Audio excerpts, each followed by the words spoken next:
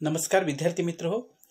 इयत्ता 9वी विषय मराठी पाठ क्रमांक 17 ऑलिम्पिक वर्तुळांचा गोप हा पाठ आज आपण अभ्यासणार आहोत.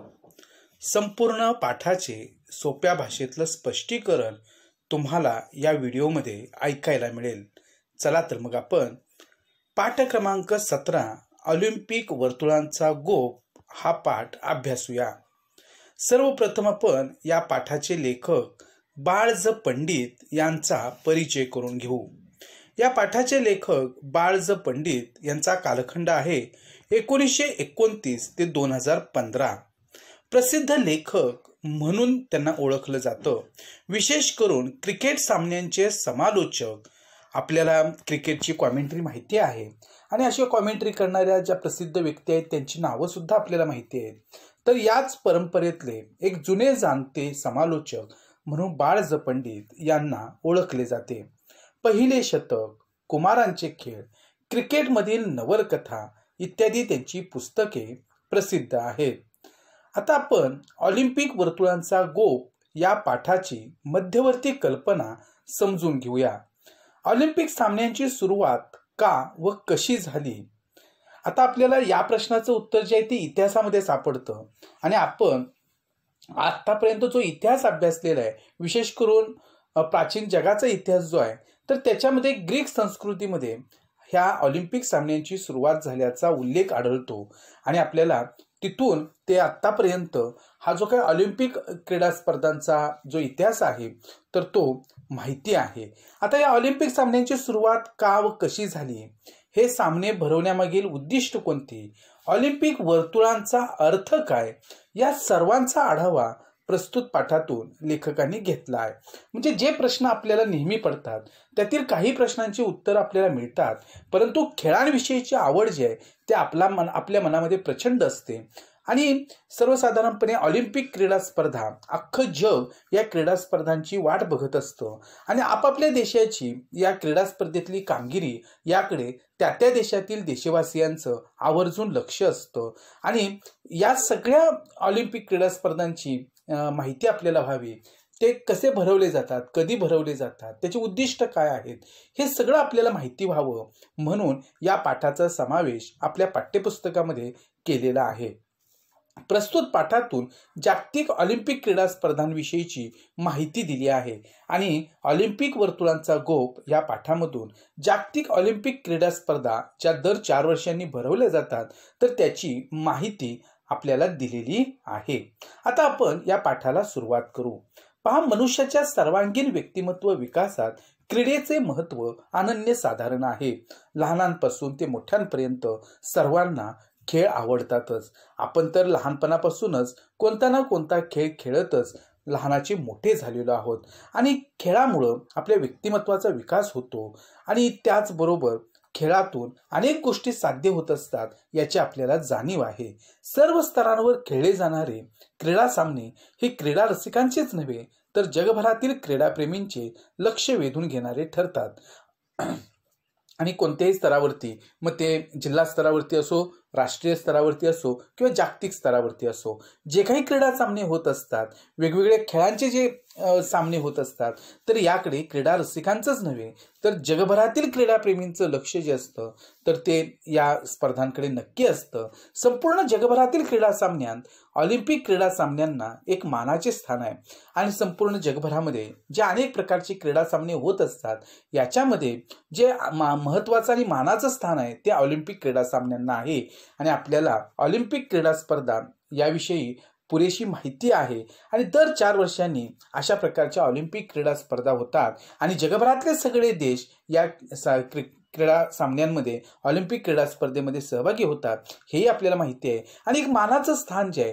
ते ह्या ऑलिम्पिक क्रीडा स्पर्धांना मिळालेलं आहे. ऑलिम्पिक 2020च्या विजयाचं उद्दिष्ट डोळ्यांसमोर ठेवून आपल्याला आवडणाऱ्या खेळावर लक्ष केंद्रित करून त्यात पारंगत होऊन आपल्या देशाला ऑलिम्पिक विजयाचे मानकरी होण्यासाठी अधिकाधिक प्रयत्नशील राहूया.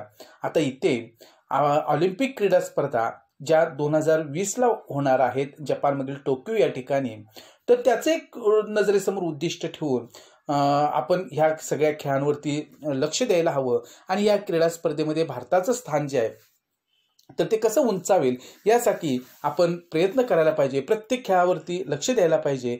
त्याच्यामध्ये आपण पारंगत व्हायला पाहिजे, प्रवीण व्हायला पाहिजे आणि जास्तीत जास्त मेडल्स जे असतील ते आपल्या देशाला मिळायला हवेत आणि त्या दृष्टीनं काही प्रयत्न करणं गरजेचं आहे आणि ते आपले प्रयत्न व्हावेत. आणि या दृष्टीनं आपल्याला सगळ्यांना ह्या ऑलिम्पिक क्रीडा स्पर्धा नेमक्या कशा होतात, तर त्या कशा प्रकारे पार पडतात हे माहिती असणं गरजेचं आहे.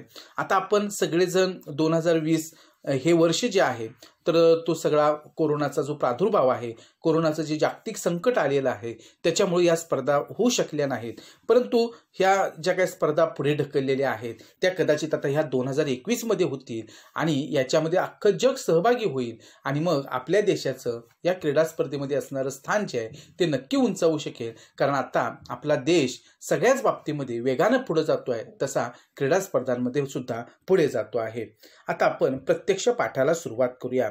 ऑलिम्पिक गावाकडे आमची मोटार भरधाव वेगाने जात होती. लेखक आणि त्यांचे काही सहकारी जिथं ऑलिम्पिक स्पर्धा होणार होत्या तर त्या ऑलिम्पिक गावाकडे, म्हणजे जिथं ह्या ऑलिम्पिक क्रीडा स्पर्धांचं ज्या देशामध्ये आयोजन केलेलं असतं तर तिथं एक मोठा परिसर जो आहे तर तो ऑलिम्पिक क्रीडा स्पर्धांसाठी नियोजित केलेला असतो आणि तिथं सर्व प्रकारच्या सोयी सुविधा ज्या असतात तर त्या उभारलेल्या असतात आणि त्यालाच ऑलिम्पिक व्हिलेज असं म्हटलं जातं. तर अशा या ऑलिम्पिक गावाकडे लेखकांची मोटार जी आहे तर ती भरधाव वेगाने जात होती. प्रचंड गर्दी असली तरी रहदारीला अडचण मुळीच नव्हती. गर्दी खूप होती. येणार आता ऑलिम्पिक क्रीडा स्पर्धा आहे म्हटल्यानंतर जगभरातले जे क्रीडा शौकीन असतात, खेळाडू असतात, यांची गर्दी तिथे होत असते. गर्दी प्रचंड होती, पण लेखक म्हणतात की रहदारीला मात्र अडचण मुळीच नव्हती. वाहतुकीमध्ये मात्र कुठलीच अडचण आलेली नव्हती. येण्या जाण्यासाठी वेगवेगळे रस्ते होते. येण्याचा रस्ता वेगळा होता, जाण्यासाठीचे रस्ते वेगळे होते. त्यामुळे कुठल्याही प्रकारची वाहतूक कोंडी तिथे अनुभवाला येत नव्हती. खेळांचे मैदान जवळ येऊ लागले तसे आमचे डोळे समोरील क्षितिजाकडे लागले आणि लेखक म्हणतात की खेळांचं मैदान जसं जसं जवळ यायला लागलं तसं लेखकांना ते कधी एकदा हे खेळांचं मैदान आपण पाहतो आहोत, या ऑलिम्पिक क्रीडानगरीमध्ये आपण कधी पोहोचतो आहोत आणि ते सगळं पुढचं जे काही ऑलिम्पिक क्रीडा स्पर्धांची मैदानं असतील, तिथं असलेली सगळी व्यवस्था असेल, तिथलं वातावरण असेल, ते कधी एकदा आपण अनुभवतो असं लेखकाला झालेलं होतं. खूपच उंच अशा स्तंभावर एक भला मोठा ध्वज फडफडत असलेला आम्हाला दिसला आणि इथं स्क्रीनवरती तुम्हाला हा ध्वज जो आहे तो फडकताना दिसतोय. ऑलिम्पिक क्रीडा स्पर्धेची ही वर्तुळं आणि पांढऱ्या शुभ्र अशा पार्श्वभूमीवरती फडकणारा हा ध्वज जो आहे तर तो ह्या ठिकाणी लावलेला आहे. ऑलिम्पिक सामन्यांचे ते स्वतंत्र निशाण होते आणि ऑलिम्पिक सामन्यांचं हे एक निशाण असतं, ध्वज असतो. ध्वजावरील पांढऱ्या शुभ्र पार्श्वभूमीवरती लाल, पिवळ्या, निळ्या, हिरव्या व काळ्या रंगांची वर्तुळे एकमेकांत गुंफलेली होती. आता आपण जर इथं बघितले तर बघा, ही जी वर्तुळं आहेत ती लाल आहे, पिवळे आहे, निळे आहे, हिरवे आहे व काळे आहे आणि ही सगळी वर्तुळे जी आहेत ती एकमेकांमध्ये गुंफलेली आहेत. लेखक असं म्हणतात की जणू 5 मित्रच हातात हात घालून आपल्या मैत्रीची साक्ष जगाला देत होते आणि ही 5 वर्तुळं म्हणजे जणू 5 मित्र आहेत आणि आपल्या ही जी काही वर्तुळ आहेत ती जणू ही जी काही 5 मित्रांची कल्पना इथं लेखकांनी केलेली आहे. तर आपल्या प्रत्येकजण हातात हात घालून आपल्या मैत्रीची, घट्ट मैत्रीची साक्ष जी आहे, जाणीव जी आहे ती अख्ख्या जगाला देण्याचं काम ही वर्तुळ करत होती असं लेखकांना वाटतं. ही 5 वर्तुळं म्हणजे जगातील 5 खंड आणि ही 5 वर्तुळं म्हणजे जगातले 5 खंड जे आहेत. आता आपल्याला सगळ्यांना माहिती आहे की सध्या जगामध्ये आपण 7 खंडांमध्ये ही विभागणी केलेली आहे. मग त्याच्यामध्ये आशिया खंड असेल, युरोप खंड असेल, आफ्रिका खंड आहे, ऑस्ट्रेलिया आहे, उत्तर अमेरिका, दक्षिण अमेरिका आणि अंटार्क्टिका, अशा पद्धतीनं हे 7 खंड आहेत. तर हे सगळे जे काही 5 खंड, जे प्रमुख खंड आहेत, तर त्या 5 खंड म्हणजे हे जणू 5 वर्तुळ आहेत असं लेखक म्हणतात. ही 5 वर्तुळे म्हणजे जगातील 5 खंड आणि त्यांची शुभ्रधवल पार्श्वभूमी म्हणजे विशाल अंतराळ आणि ही जी काही पांढरी शुभ्र अशी जी काही पार्श्वभूमी आहे ते म्हणजे विशाल असा अंतराळ आहे असं लेखक म्हणतात. या ध्वजावर ऑलिम्पिकचं ब्रीदवाक्य लिहिलेलं आहे आणि याच ध्वजावरती ऑलिम्पिकचं एक ब्रीदवाक्य जे आहे, बोधवाक्य जे आहे ते लिहिलेलं आहे. काय आहे ते वाक्य? तर सिटियस, ऑल्टियस, फॉर्टियस आणि हे जे ब्रीदवाक्य होतं तर ते 3 शब्दांतलं आहे. कोणते ते 3 शब्द आहेत? तर सिटियस, ऑल्टियस आणि 40S म्हणजेच गतिमानता, उच्चता, तेजस्विता. म्हणजे बघा CTS म्हणजे काय, गतिमानता, त्याला इंग्रजीमध्ये आपण फास्टर असं म्हणतो. आणि ऑल्टीएस म्हणजे काय, उच्चता, की ज्याला आपण इंग्रजीमध्ये हायर असं म्हणतो. आणि 40S म्हणजे काय, तेजस्विता, की ज्याला इंग्रजीमध्ये आपण स्ट्रॉंगर म्हणतो. तर अशा पद्धतीचं हे ब्रीदवाक्य जे आहे तर ते त्याच्यावरती लिहिलेलं आहे या ऑलिम्पिकच्या ध्वजावरती. आता याचा एक अर्थ जो आहे तो पुढे लेखकांनी सांगितलेला आहे की प्रत्येक खेळाडूनं जास्तीत जास्त गतिमान होण्याचा प्रयत्न केला पाहिजे. आता ह्या बोधवाक्याचा जो अर्थ आहे तो असा आहे की प्रत्येक खेळाडूनं जास्तीत जास्त गतिमान व्हायला पाहिजे. म्हणजे जी गती आहे आपल्या खेळातली तर ती जास्तीत जास्त त्या ठिकाणी गाठली पाहिजे, घेतली पाहिजे. अधिकाधिक उंची गाठण्याची शिकस्त केली पाहिजे आणि आपल्या खेळामध्ये त्या खेळातली सर्वोत्तम उंची जी आहे तर ती गाठण्यासाठी प्रयत्न करायला पाहिजेत आणि बल संवर्धनासाठी जास्तीत जास्त श्रम केले पाहिजेत आणि आपलं जे सामर्थ्य आहे तर ते वाढवण्यासाठी जास्तीत जास्त कष्ट घेतले पाहिजेत. असा संदेश हा ध्वज खेळाडूंना देत असतो. अशा पद्धतीनं हे जे काही बोधवाक्य ह्या ध्वजावरती कोरलेलं आहे, CTS, ऑल्टीएस आणि 40S, तर याचा अर्थ जो आहे तो गतिमानता, उच्चता आणि तेजस्विता. आणि मग प्रत्येक खेळाडूनं ह्या बोधवाक्याप्रमाणे काय करायला हवं हे इथं लेखकांनी सांगितलेलं आहे, किंवा ते बोधवाक्य जे आहे ते कोणता संदेश खेळाडूंना देतं ते इथं स्पष्ट केलेलं आहे. या ध्वजस्तंभाजवळ एक स्फूर्तिदायक मशाल सतत तेवत असते आणि हा जो काही ध्वज असतो, ध्वजस्तंभ जो असतो की जिथं हा ध्वज फडकत असतो तर तिथंच एक स्फूर्तिदायक मशाल जी आहे ती सतत तेवत असते, पेटत असते. ऑलिम्पिक सामने म्हणजे क्रीडापटूंसाठी आणि क्रीडा शौकीनांसाठी एक पर्वणीच असते. आणि अशा प्रकारे हे ऑलिम्पिक सामने जिथे होत असतात तर तिथं जे येणारे क्रीडापटू असतील, जे क्रीडा रसिक असतील, क्रीडा शौकीन असतील तर यांच्यासाठी एक मोठी संधी असते. पृथ्वीच्या पाठीवरील सर्व राष्ट्रांतील सुमारे 5 ते 6 हजार खेळाडू या सामन्यांमध्ये भाग घेतात आणि जगातील जवळपास सर्व देशातील एक 5 ते 6 हजार खेळाडू या ऑलिम्पिक क्रीडा स्पर्धांमध्ये भाग घेत असतात. स्त्री खेळाडूंची संख्या 2000च्या आसपास असते आणि इथे स्त्रिया सुद्धा काही मागे नसतात. जवळपास 2000च्या आसपास महिला सुद्धा याच्यामध्ये सहभागी झालेले असतात. प्रेक्षागारात सुमारे 70 ते 80 हजार प्रेक्षक बसण्याची सोय असते आणि बलाढ्य अशा प्रकारची प्रेक्षागृह जी असतात प्रेक्षकांसाठी बसण्यासाठी जी काही गॅलरी इथं उभी केलेली असते तर ती सुद्धा जवळपास 70 ते 80 हजार प्रेक्षक बसून ती क्रीडा सामने बघू शकतील अशा पद्धतीची ही व्यवस्था स्टेडियमची तिथं केलेली असते. याशिवाय सुमारे 25,000 लोकांना हे सामने उभे राहून पाहता येतात आणि 70 ते 80 हजार प्रेक्षक बसून हे सामने बघू शकतात तर त्याच वेळेला 25,000 लोक उभे राहून हे सामने बघू शकतात. अशी एक व्यवस्था जी आहे त्या प्रेक्षागारात असते. एवढं भव्य दिव्य अशा स्वरूपाचं हे प्रेक्षागार तिथं उभं केलेलं असतं, स्टेडियम उभारलेलं असतं. पोहण्याच्या शर्यतीसाठी 4-5 तलावही बांधलेले असतात आणि पोहण्याची जी स्पर्धा असते तर त्याच्यासाठी हे स्विमिंग टँक जे असतात, पोहण्याचे जे तलाव असतात ते सुद्धा उभारलेले असतात, बांधलेले असतात. खेळांचे विशाल मैदान, त्याभोवतालचे प्रचंड प्रेक्षागार, रहदारीसाठी मुद्दाम बांधलेल्या अनेक सडका, लोहमार्ग, पुरुष व स्त्री खेळाडू यांच्या निवासासाठी बांधलेल्या असंख्य खोल्या असलेल्या इमारती, वसतिगृह, प्रेक्षकांच्या श्रमपरिहारासाठी सुसज्ज अशी विशाल उपहारगृहे असे एक मोठे गावच असते. आणि अशा पद्धतीनं ही जी ऑलिम्पिक नगरी असते तर इथं खेळांची मोठमोठाली मैदानं असतात, प्रचंड मोठी स्टेडियम्स उभारलेली असतात, रहदारीसाठी मोठे रस्ते उभे केलेले असतात, बांधलेले असतात, लोहमार्ग तिथे असतात, स्त्री पुरुष खेळाडूंसाठी वेगवेगळी अशी निवासाची व्यवस्था असते, वसतिगृह बांधलेली असतात, प्रेक्षकांच्या श्रमपरिहारासाठी सुसज्ज अशी विशाल उपहारगृह म्हणजे हॉटेल्स इथं उभारलेली असतात आणि यालाच ऑलिम्पिक व्हिलेज असं म्हणतात. म्हणजे एक प्रकारे हे ऑलिम्पिक क्रीडा स्पर्धांसाठी उभं केलेलं एक गाव असतं आणि याला ऑलिम्पिक व्हिलेज म्हणून ओळखलं जातं. ऑलिम्पिक व्हिलेज वसवण्याची कल्पना इसवी सन 1956 मध्ये मेलबोर्न येथे मांडण्यात आली आणि या ऑलिम्पिक व्हिलेजची जी संकल्पना आहे ती सर्वप्रथम इसवी सन 1956 मध्ये मेलबोर्न या ठिकाणी ती कल्पना मांडली गेली आणि पहिलं ऑलिम्पिक व्हिलेज सुद्धा या मेलबोर्नमध्येच उभारण्यात आलं. ऑलिम्पिक सामने दर 4 वर्षांनी होतात. आपल्याला सगळ्यांना माहिती आहे की ऑलिम्पिक क्रीडा स्पर्धा ज्या असतात त्या दर 4 वर्षांनी होत असतात.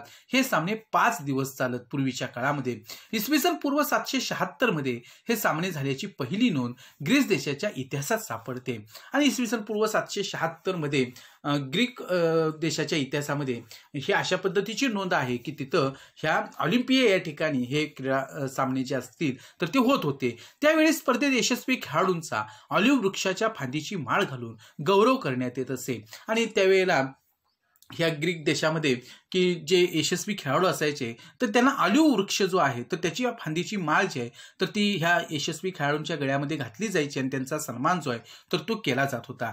ग्रीस देशातील अनेक शहरे परस्परांतील भेदभाव विसरून या यशस्वी स्पर्धकांचे प्रचंड स्वागत करत आणि ह्या ग्रीस देशामध्ये जी काही छोटी छोटी राज्य होती तर ती आपापसातील एकमेकांतील भेदभाव जो आहे तो विसरून ह्या सगळ्या यशस्वी स्पर्धकांचं प्रचंड स्वागत जे असेल तर ते करायचे।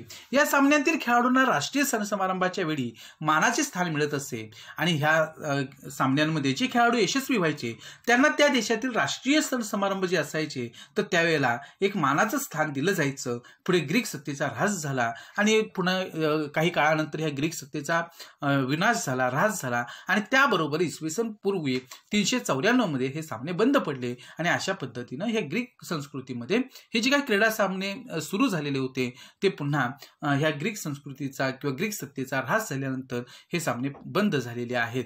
मैत्रीचा मंत्र सांगणाऱ्या या ऑलिम्पिक सामन्यांची त्यानंतर इसवी सन 1894 साली आधुनिक जगाला आठवण झाली आणि मग ग्रीक संस्कृतीमध्ये हे जे काही सामने सुरू झालेले होते आणि त्यानंतर ग्रीक संस्कृतीच्या ह्रासानंतर ते बंद पडलेले होते आणि मग मैत्रीचा मंत्र सांगणारे हे ऑलिम्पिक सामने जे आहेत ते इसवी सन 1894 पासून पुन्हा एकदा आधुनिक जगाला ह्या सगळ्या सामन्यांची आठवण झाली।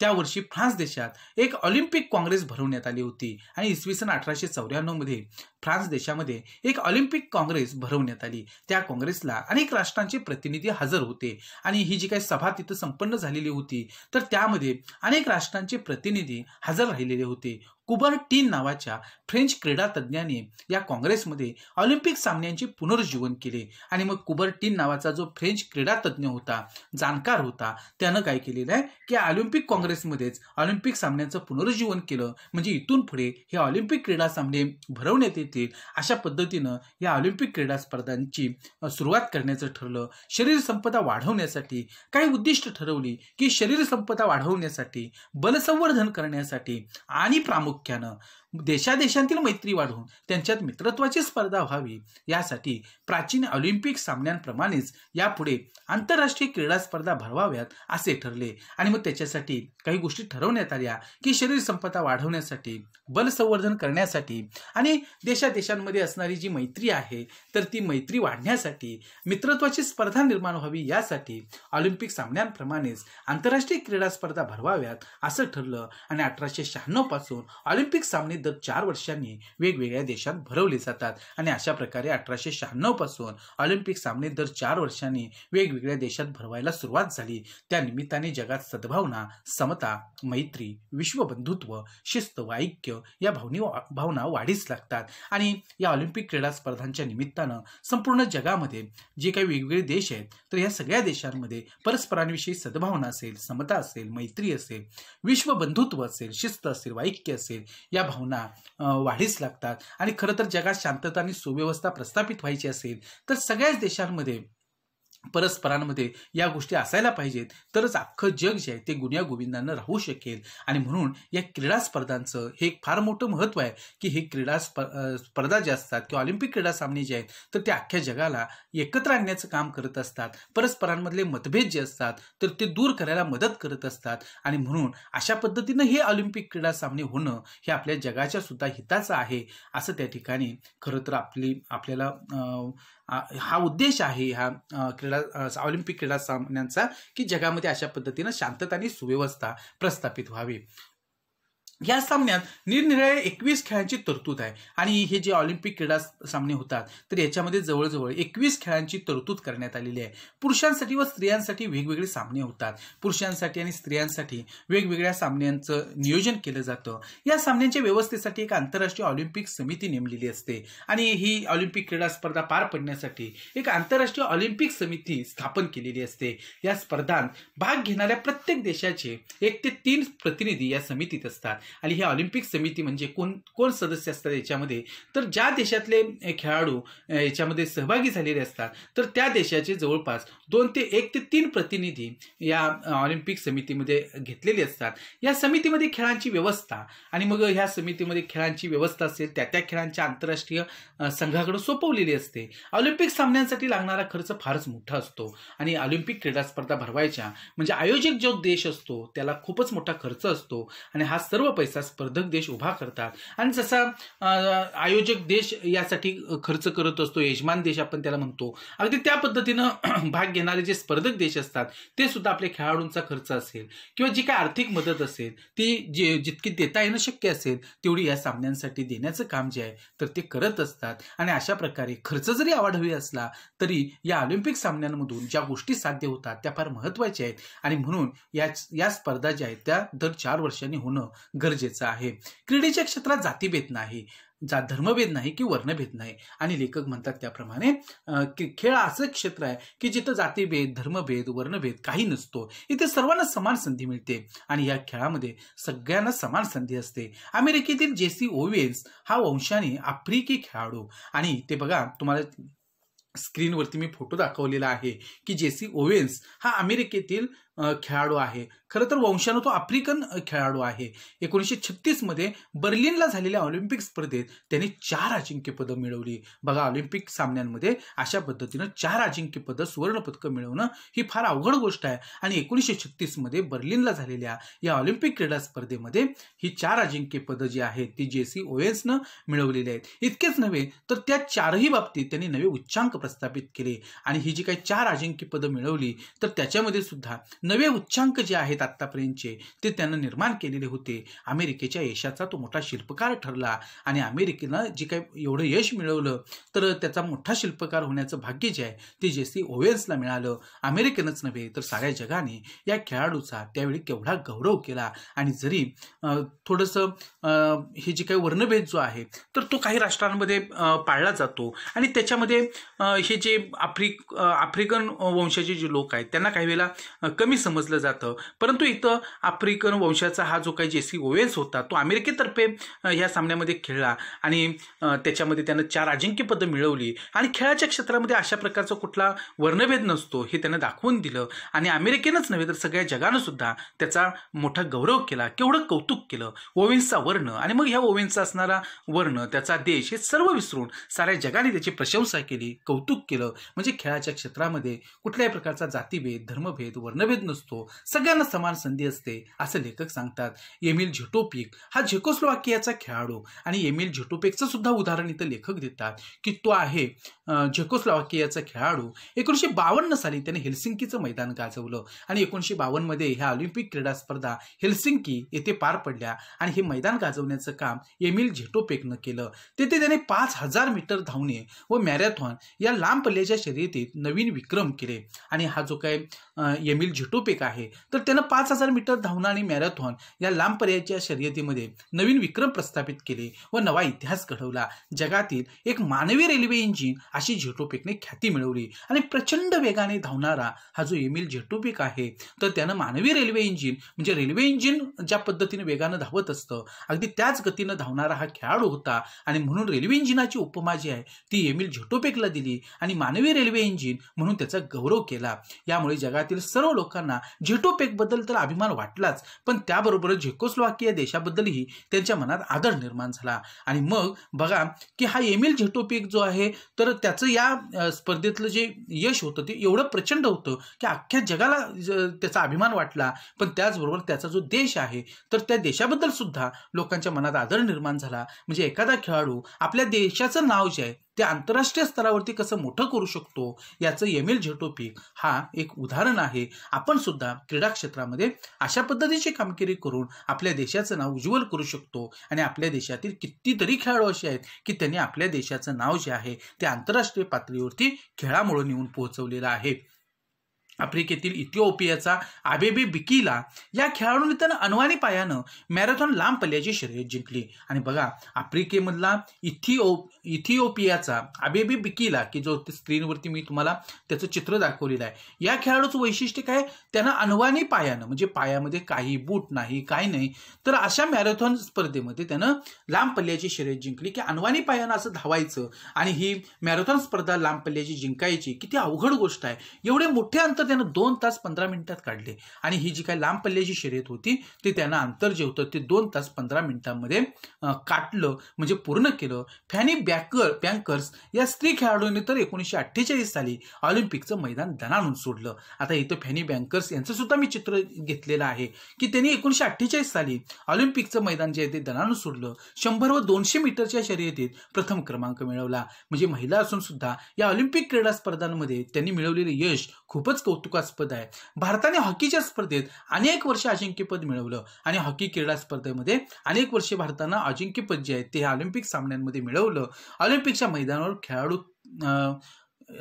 अजिंक्यपद मिळवलं. सुप्रसिद्ध भारतीय हॉकी खेळाडू ध्यानचंद यांचे नाव कित्येक वर्षे जगात सर्वांच्या जिभेवर नाचत होते. आणि याच्यामध्ये अत्यंत मोलाची कामगिरी करणारे मेजर ध्यानचंद जे आहेत की हॉकीचा जादूगार म्हणून त्यांना ओळखलं जातं, तर त्यांचं नाव जगभरातल्या ह्या हॉकी रसिकांच्या जिभेवरती नाचत होतं. एवढं मोठं यश जे आहे ते मेजर ध्यानचंद यांनी या हॉकीच्या स्पर्धेमध्ये मिळवलेलं होतं आणि आपल्या देशाचं नाव सुद्धा जगाच्या कानाकोपऱ्यात नेऊन पोहोचवलेलं होतं. ऑलिम्पिकच्या मैदानावर खेळाडू खेळत असतात तेव्हा खेळाडूंना पराक्रमाचा व प्रयत्नवादाचा संदेश देणारा ध्वज डौलाने फडकत असतो. त्या ध्वजावरील 5 खंडांची 5 वर्तुळे समतेचा व विश्वबंधुत्वाचा संदेश जगाला देत असतात. आणि अशा पद्धतीनं जो ऑलिम्पिक क्रीडा स्पर्धांचा जो ध्वज आहे तर त्याच्यावरची ही जी काही 5 वर्तुळ आहेत ती म्हणजे 5 खंडांची 5 वर्तुळ जणू समतेचा व विश्वबंधुत्वाचा संदेश जो आहे तो आपल्या संपूर्ण जगाला देत असतात. तर त्याच्या शेजारी क्षुद्र विचारांचा अंधकार घालवणारी ज्योत तेवत असते. आणि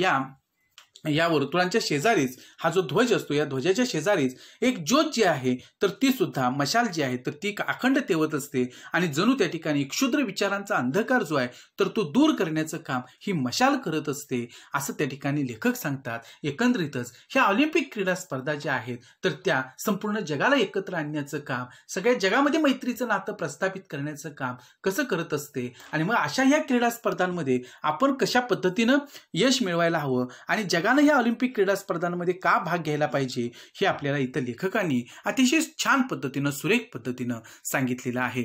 आज हा पाठ तुम्हाला नक्की त्या ठिकाणी समजलेला असेल. हा व्हिडिओ पहिल्यापासून शेवटपर्यंत तुम्ही पाहिलात त्याबद्दल तुम्हा सर्वांचं मनापासून धन्यवाद.